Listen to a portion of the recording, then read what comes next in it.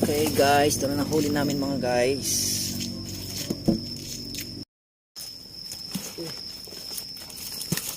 Okay.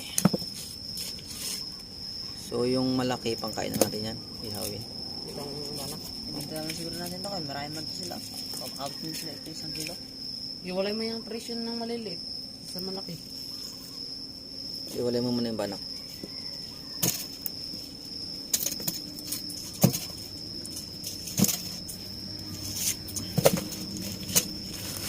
Ilang.